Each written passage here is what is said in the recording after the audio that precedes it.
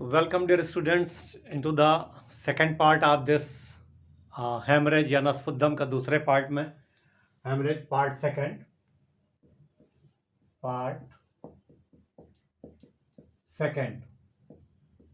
First part में हम लोगों ने बात की थी कि हेमरेज की डिफिनीशन क्या है और डिफरेंट हेमरेज एक्सटर्नल हो सकता है, इंटरनल हो सकता है और डिफरेंट जो ऑर्गन्स में अलग अलग हेमरेज हैं उसके अकॉर्डिंग इनका नाम क्या है। इसमें हम लोग बात करेंगे आज असबाब की, इसके एटियोलॉजी की, कि उसके हेमरेज के असबाब क्या हैं।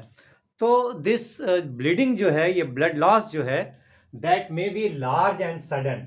दिस ब्लड लॉस जो ब्लीडिंग हो रही है, that may B large and the sudden. If it is the large and the sudden, it is known as the acute hemorrhage. That is the had, nasfuddam had. Or the bleeding may be small repeated bleeding. यानी थोड़ी थोड़ी bleeding जो हो रही बराबर हो रही है over a period of time, लंबे टाइम तक हो रही है, and that condition is known as the chronic haemorrhage या नसफुद्दम मुजमिन. तो it may be haemorrhage may be sudden, it may be acute, it may be chronic. What are the causes, असबाब उसके क्या हैं? सबसे पहली बात अगर हम लोग करें, that is the trauma to the vessel wall. जो उरूक दम्बिया की दीवार है, दीवारुल उरूक दम्बिया है, उसमें चोट लग जाए, ट्रामा हो जाए, इंजरी हो जाए, तो उसकी वजह से वहां पर रप्चर हो सकता है, ब्लीडिंग हो सकती है. The examples of the penetrating wound in the heart और the great vessels.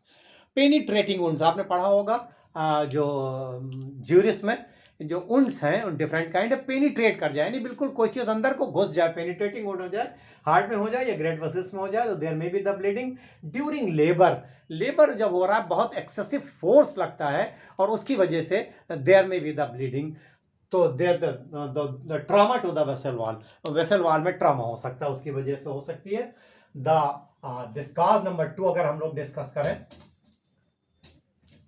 There may be the trauma. ठीक है, पहली चीज it may be acute, it may be chronic. और अगर दूसरी बात हम लोग करें, ट्रॉमा हो जाए. दूसरा है spontaneous haemorrhage. Second is the spontaneous.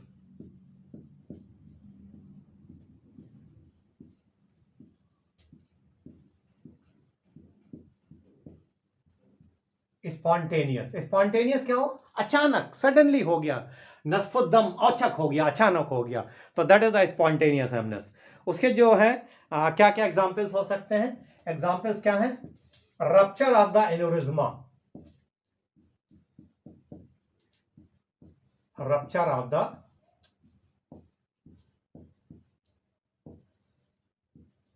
Aneurysm हम लोग पढ़ चुके हैं. एन्यूरिज्मा वो अचानक रप्चर हो जाए, इसमें जो है ब्लड वेसल्स की जो वॉल्स हैं वे वीकेंड हो जाती हैं और उसकी वजह से वहां पर हम लोगों ने बात की थी कि वीक हो जा रहे हैं, तो उसका रप्चर हो जा रहा है. There may be the septicaemia, there may be the septicaemia. Septicaemia की वजह से ब्लड वेसल्स वॉल रप्चर कर सकती हैं. There may be the condition that is known as the bleeding diathesis, bleeding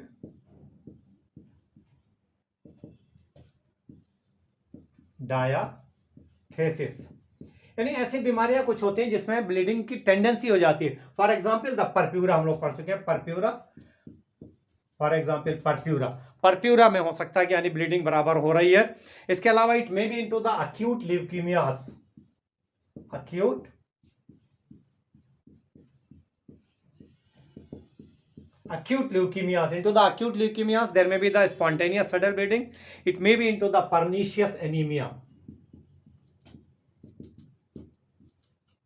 pernicious anemia, pernicious anemia. जो हम लोग बात की थी, हम लोग शायद पहली क्लास में बात हुई थी, नक्सुद्दम मोहलिक या फकरुद्दम मोहलिक, जो विटामिन B12 की डिफिशियंसी ऑटो इम्यून काज की वजह से हो, that is known as the pernicious anaemia, उसमें हो सकती है. There may be the scurvy, scurvy, scurvy यानी जो जो मसूड़े से ब्लीडिंग होने लग रही है, स्कर्वी, उसमें जो है there may be the spontaneous haemorrhage. तो ये सारे कंडीशंस हैं. पहली कंडीशन थी ब्लड वेसल वॉल जो है वो वीकेंड हो जा रही, तो उसकी वजह यानी उसमें ट्रामा हो जाए, रप्चर हो जाए, उसकी वजह से. और दूसरी थी जो स्पॉन्टेनियस हो गया, अचानक हो गया, उसकी जिसकी डिफरेंट जो है वो ये एग्जाम्पल्स हैं स्पॉन्टेनियस हेमरेज. तीसरे अगर हम लोग असबाब की बात करें, तो थर्ड काज की अगर हम लोग बात करें, the etiology number three. So that is the inflammatory lesions of the vessel wall. Inflammatory lesions. Third point वो है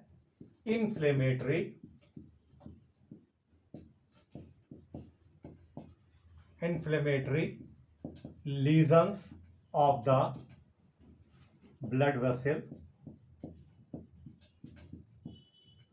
wall.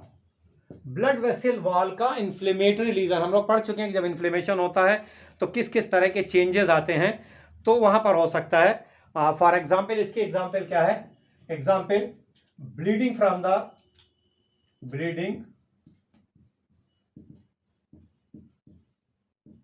The chronic peptic ulcer.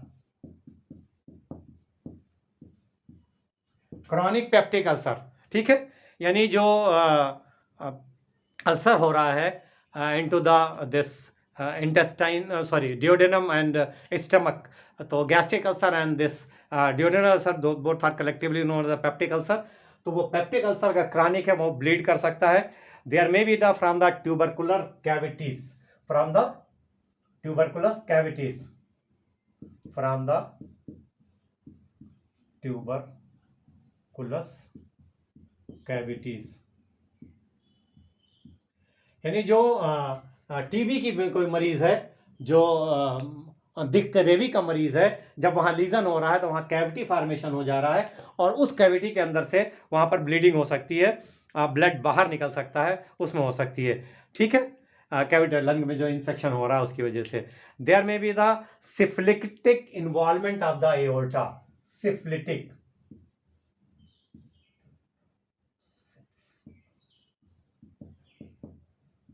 Syphilitic involvement of aorta.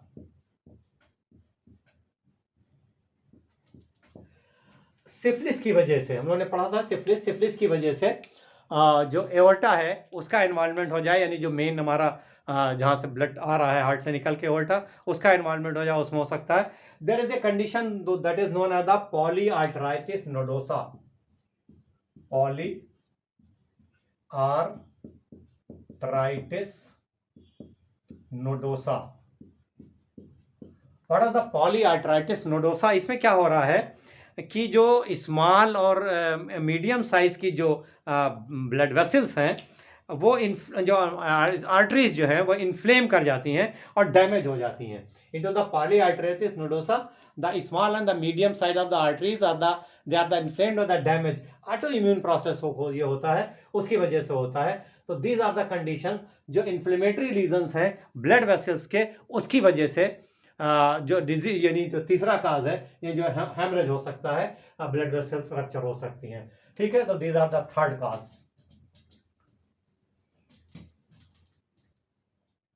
Cause number 3 हो गया ये।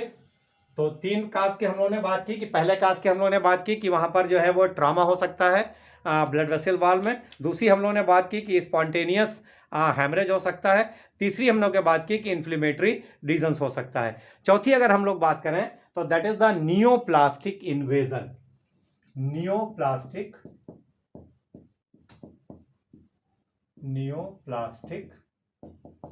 इन्वेजन। नियोप्लास्टिक यानी नियोप्लाज्मा, जहां पर cancer की कोई बात हो, तो कई बार हो क्या है कि देयर इज द हेमरेज जो है नियोप्लास्टिक वैस्कुलर इन्वेजन। कई बार जैसे कार्सिनोमा ऑफ द टंग जो है, specially after the carcinoma of the tongue, इसमें जब वैस्कुलर इन्वॉल्वमेंट हो जाता है तो there may be the excessive bleeding, massive bleeding हो सकती है वहां। इसके अलावा there may be the next one is the there may be the vascular disease, यानी उरुकदम्बिया की बीमारी हो जाए, वैस्कुलर डिजीज हो जाए, जैसे हम लोग पढ़ चुके हैं atherosclerosis. For example that was the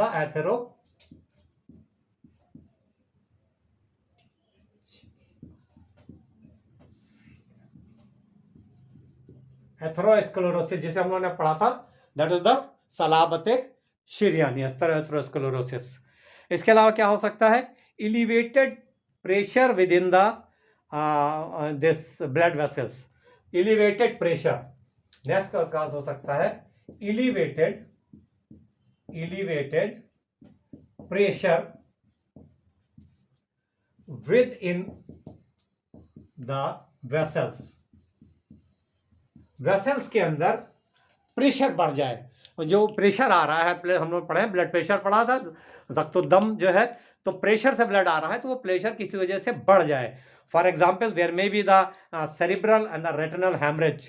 कहाँ पर हो सकता है? सिस्टमिक हाइपरटेंशन में। There may be the cerebral and retinal haemorrhage कहाँ हो सकता है? Into the systemic hypertension.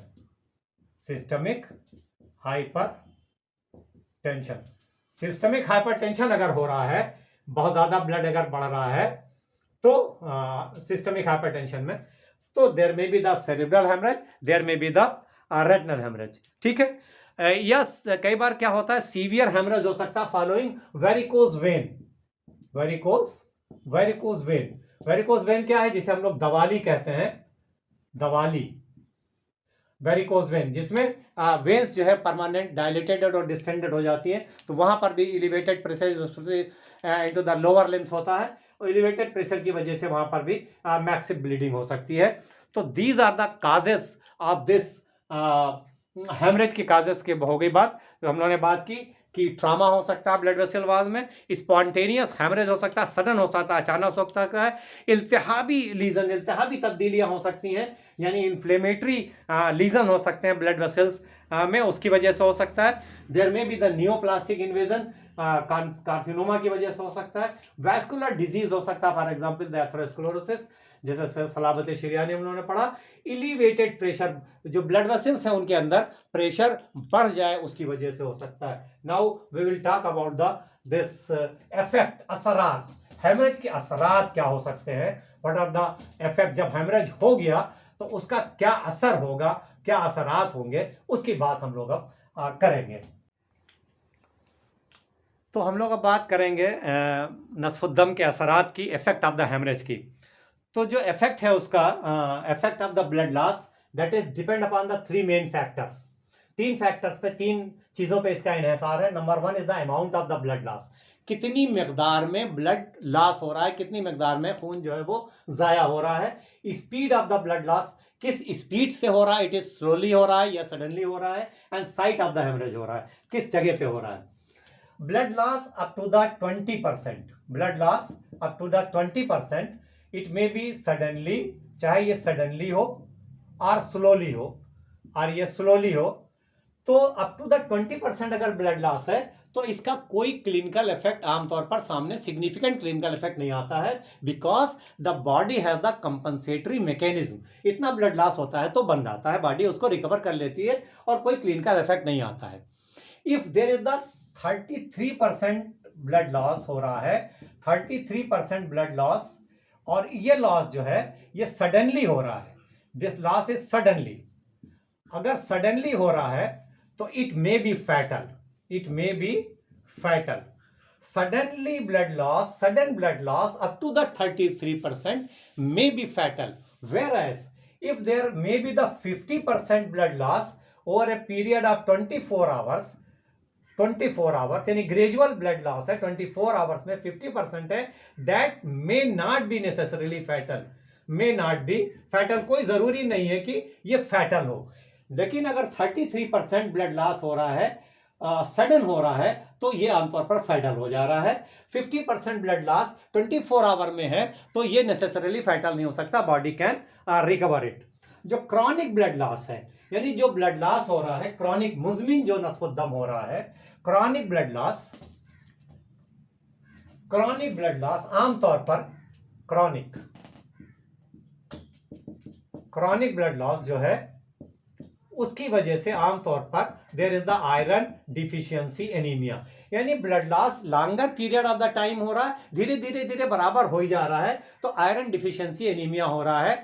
नक्सुद्दम जो है वो किल्लत फौलाद की वजह से हो रहा है, आयरन कम हो जा रहा है बॉडी में। Common examples are the excessive abnormal menstrual bleeding, किसी को हो रही है कोई पेप्टिक अल्सर का पेशेंट है, कोई हेमराइड का पेशेंट है, तो ऐसे पेशेंट जो रेगुलर इंटरवल पे ब्लीड कर रहे हैं उनके अंदर आयरन डेफिशिएंसी एनीमिया हो सकती है, क्रॉनिक ब्लड लॉस है। अगर किसी को सडन ब्लड लॉस हो सकता है, अगर कोई सडन ब्लड लॉस हो जा रहा है, सडन ब्लड लॉस, तो इसके क्लिनिकल कॉन्सिक्वेंस बहुत सीरियस हो सकते हैं। There may be with hypovolaemic shock.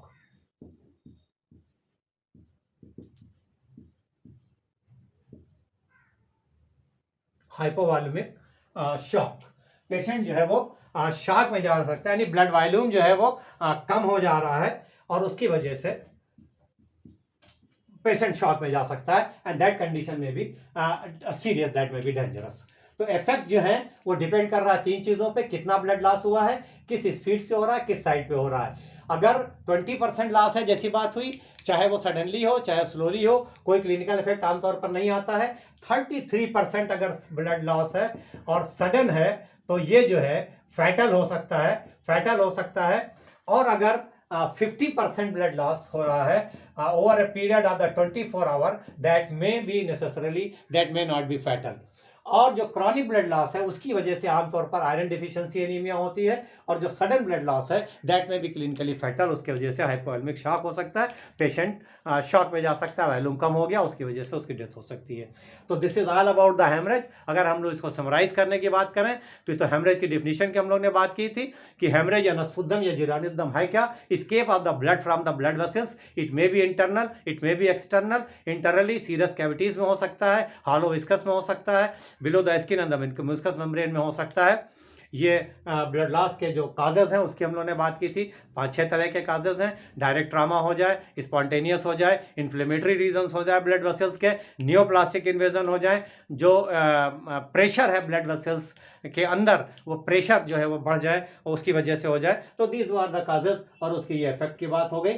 और अगर कोई इसमें प्रॉब्लम है, कोई दिक्कत है, तो कमेंट में बताइएगा मुझे। और क्या पढ़ना चाहते हैं वो कमेंट करके बताइएगा, तो मैं कोशिश करूंगा उसे कवर करने की। इस वीडियो में बस आज इतना ही।